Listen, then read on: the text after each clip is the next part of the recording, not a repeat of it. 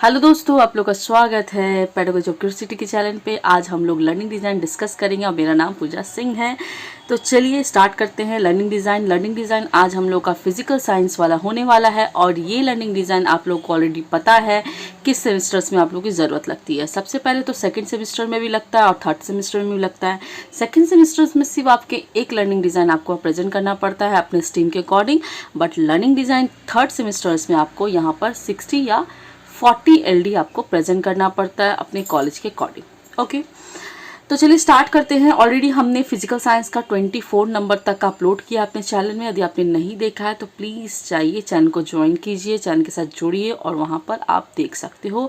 Learning design के साथ साथ आपको 4 सेमेस्टर्स का प्रैक्टिकम, थर्ड सेमेस्टर के practicum, notes, second semester, first semester के बहुत सारे प्रैक्टिकम, जो इंपॉर्टेंस प्रैक्टिकम है सारे अपलोड है हमारे चैनल में।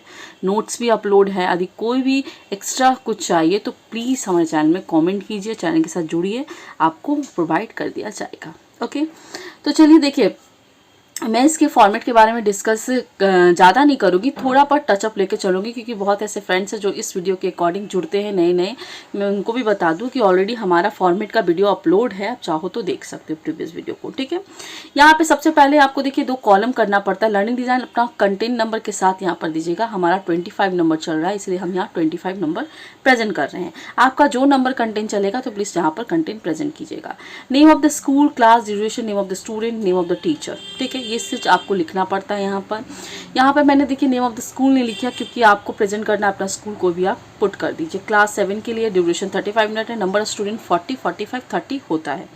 नंबर नेम ऑफ टीचर, आप लर्निंग डिज़ाइन जो बना रही हैं, जो प्रेजेंट करने वाले हैं, ठीक है, बनाते बहुत लोग, जैसे मैं बना के आपको दे रही हूँ तो आप मेरा नाम ना लिखें, आप अपना नाम यहाँ पर लिखें। आपको यहाँ पर प्रेजेंट करना है अपने क्लास में, तो यहाँ पर टीचर का आपका नाम होगा।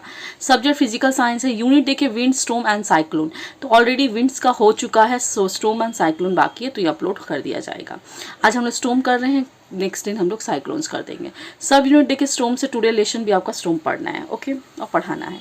लर्निंग डिज़ाइन देख सकते हो आप। लर्निंग गोल्स आपको लिखना पड़ता है। पहला कंपोनेंट यहाँ आता है लर्निंग गोल्स। लर्निंग गोल्स का मतलब होता है यहाँ पर बच्चों को आपको समझाना है, प्लस आपका ये देखिए कॉग्निटिव डोमेन्स तो आप लोग ऑलरेडी पढ़े हो, और भी रिवाइज कॉग्निटिव डोमेन्स वाला जो 2001 में रिवाइज वाला आया था, उसको यहाँ पर आपका जो कंपोनेंट आता है उस 6 कंपोनेंट को आपको लेके क्वेश्चंस बनाना पड़ता है। कंपोनेंट के अलग अलग कीवर्ड्स आते हैं, तो इसके बारे में भी डिस्कस किया हुआ है प्रीवियस वीडियो में, आप चाहो तो देख सकते हो।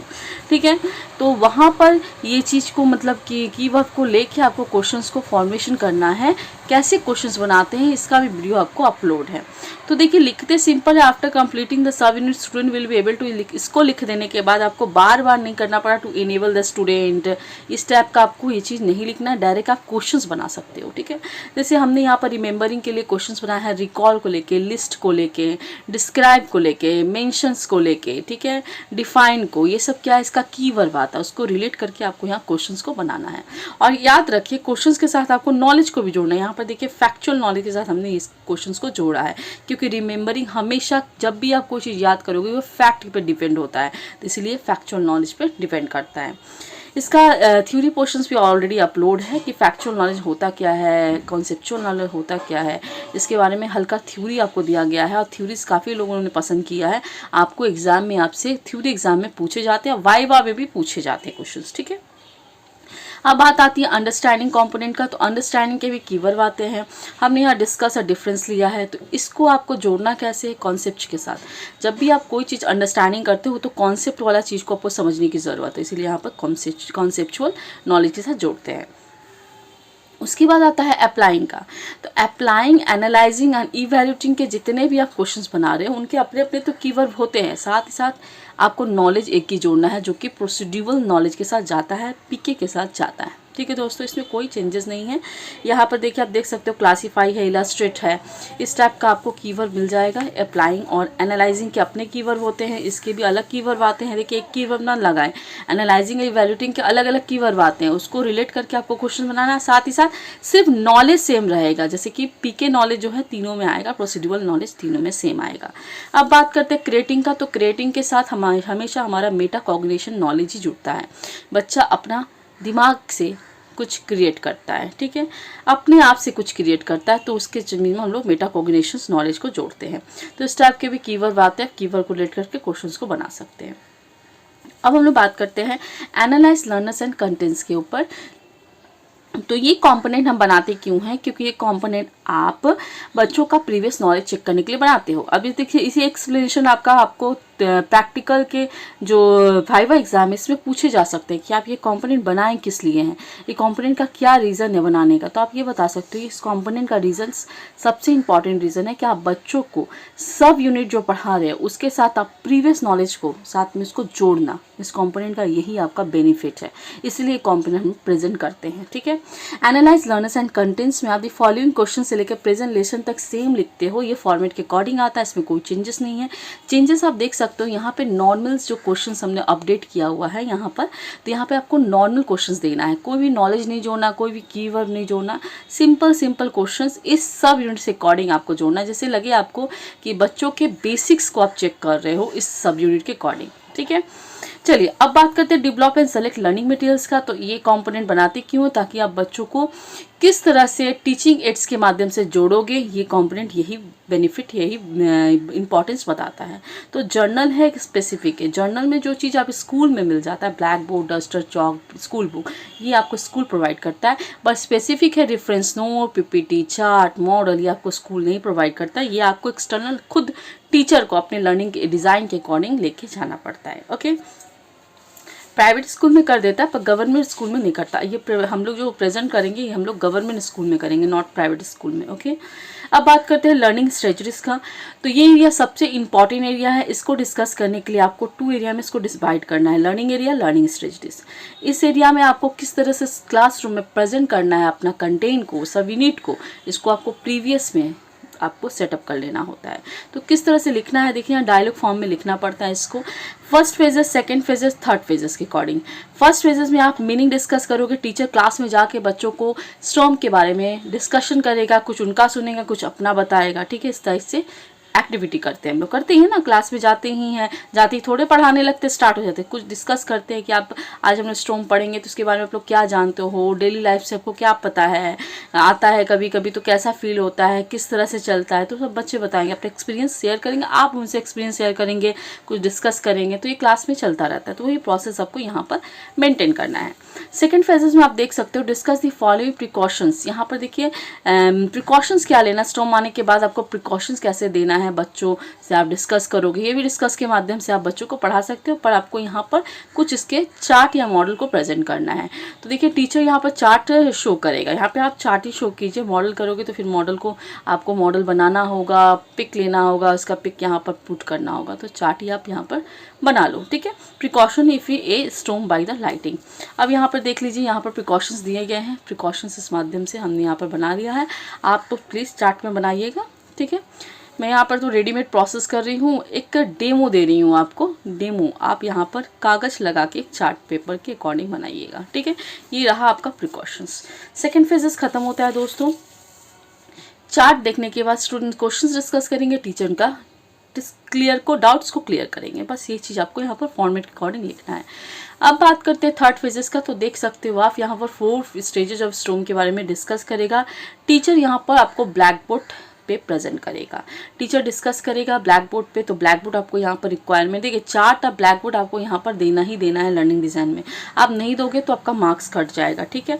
आप नहीं दोगे तो क्या होगा कि मैम चेक करेंगी तो उनको मार्क्सेस आपको कम बैठाएगी, ऐसे क्या देखेगी तो आपका रूल्स रेगुलेशंस भी फॉलो करेगी। जब आप अपने लर्निंग डिज़ाइन में अच्छा प्रेजेंट कर रहे हो तो क्लासरूम में तो ऑब्वियसली आप एज अ टीचर अच्छा प्रेजेंट करोगे, ठीक है। तो टीचर यहाँ पर क्या करेगा, एक्सप्लेन करेगा, डेमोन्स्ट्रेशन मेथड के थ्रू पार्टिसिपेट करेंगे बच्चे स्टूडेंट के साथ, टीचर के साथ, बस यही कॉन्सेप्ट आपको यहाँ पर लिखना है, कोई ज़्यादा खास नहीं है, थोड़ा एक बार समझाओगे तो खुद का लर्निंग डिज़ाइन खुद तैयार कर लोगे। चलिए अब बात करते हैं डिज़ाइन फॉर इवैल्यूएशंस का। तो इस कॉन्सेप्ट में आपको क्या करना है, इस कंपोनेंट में आपको यहाँ पर बच्चों का चेक करना है एबिलिटी कि आप कितना स्किल्स अच्छे दे पाए, आपकी स्किल्स कितनी अच्छी थी कि बच्चों को समझ में आया कि नहीं आया आपका कॉन्सेप्ट पढ़ाया हुआ। तो यहाँ पे कुछ क्वेश्चंस आपको फॉर्मेट करना है, आपको 35-40 मिनट पे आपको क्लासेस में आपको टेस्ट ले लेना है। 10 मार्क्स के ज़्यादा ना लें क्योंकि 100 मार्क्स आप क्लास में नहीं ले सकते, 10 मार्क्स आप ले सकते हो, भाई ले लो पर ले सकते हो, ठीक है। तो यहाँ पर देखिए MCQ क्वेश्चन हमने दिया है, क्वेश्चन के साथ आपको याद रहे आपको नॉलेज को जोड़ना है। देखिए सब क्वेश्चन के साथ हमने PK को जोड़ा है, ठीक है। ये क्वेश्चन आपका डेली लाइफ की यूज़ के साथ बच्चे कॉन्सेप्ट में बताएंगे, तो ये PK के साथ आपको जोड़ा है।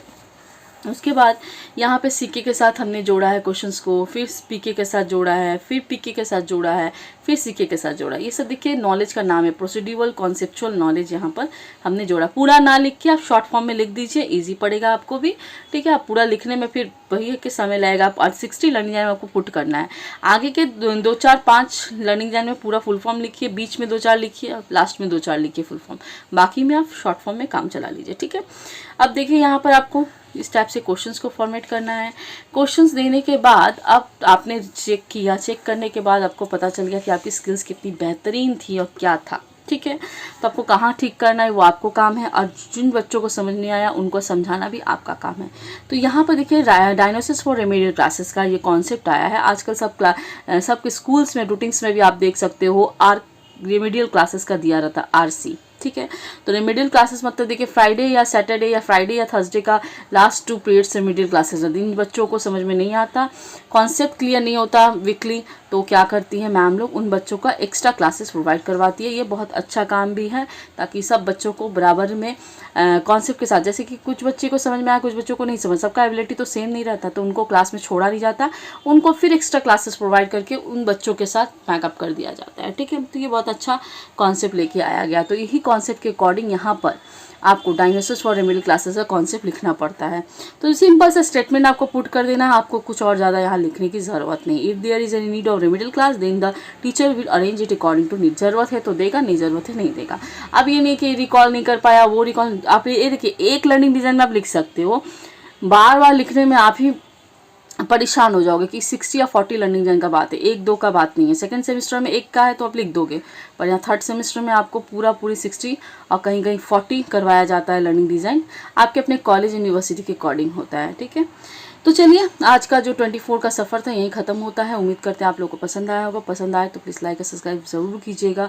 सब्सक्राइब के साथ साथ प्लीज़ चैनल को ज्वाइन ज़रूर कीजिएगा, ओके, क्योंकि यहाँ पर आपको काफ़ी इंपॉर्टेंस अपडेट है BEd से रिलेटेड, और नोटिफिकेशन तो हमारे चैनल में हमेशा अपडेट रहता है, आपको समय के अकॉर्डिंग सब चीज़ पता रहता रहेगा।